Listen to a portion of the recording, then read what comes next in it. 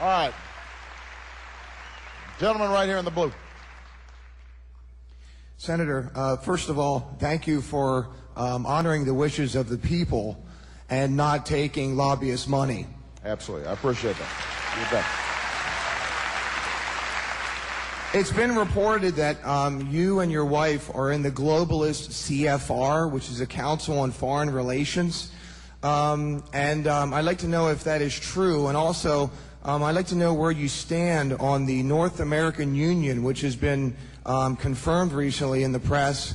Ron Paul actually spoke about it, and the Congress has actually spent some money on it. This North American Union involves a union much like the European Union, only with Canada, Mexico, and the United States, and the possible merging of the money system into a piece called the Amero, which would actually strip the United States of some of its sovereignty and perhaps our rights. Where do you stand on that?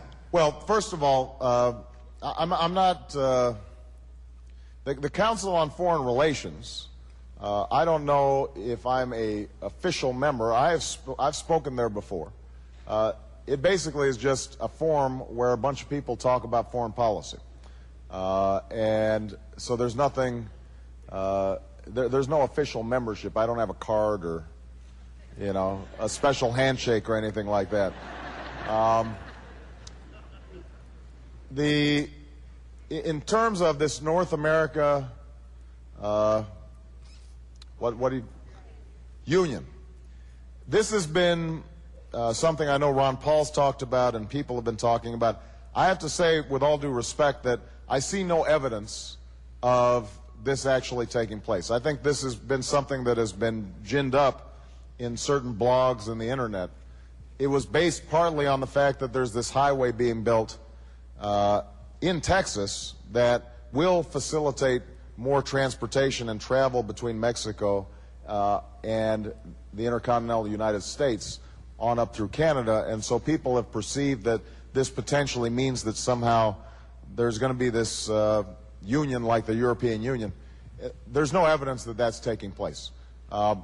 NAFTA helped to break down barriers of trade between those three countries, and I was opposed to NAFTA because I thought that it didn't have the labor and the environmental standards and the safety standards that would look out for U.S. workers. But I don't think that there's some conspiracy to create this one, you know, continental government between Canada and Mexico. I see no evidence of that. All right? Okay, next. All right.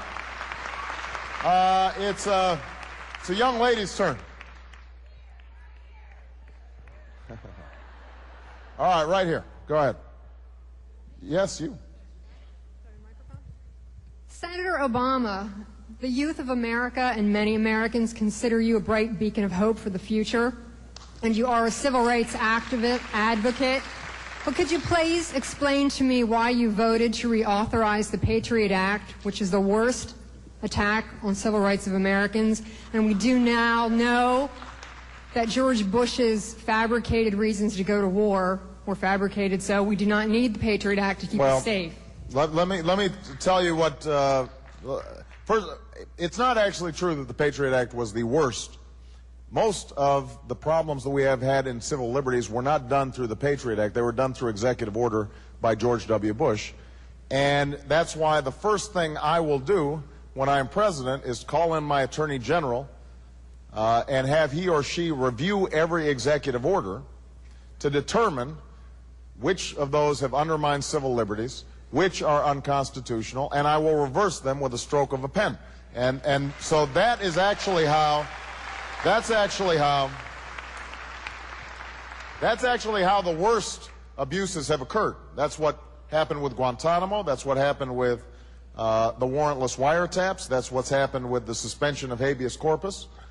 That's what's happened in terms of the rounding up of Americans of Muslim extraction. Those weren't done through the Patriot Act. Those were all done separately. The first Patriot Act, I wasn't there, so I did not vote for that. The second one, I actually worked with Russ Feingold, who was one of the people who opposed it, to try to amend it to deal with some of its excesses. there were some provisions in the Patriot Act that actually did address changes that needed to take place. And let me give you a specific example. Prior to the Patriot Act, you could not wiretap a phone that wasn't land-based. Now think about it. Nobody uses a land-based phone anymore. Certainly, people who might be engaging in terrorism aren't going to be using an old dial-up phone, right? So it made sense then to change that law. And there were some other provisions that made sense.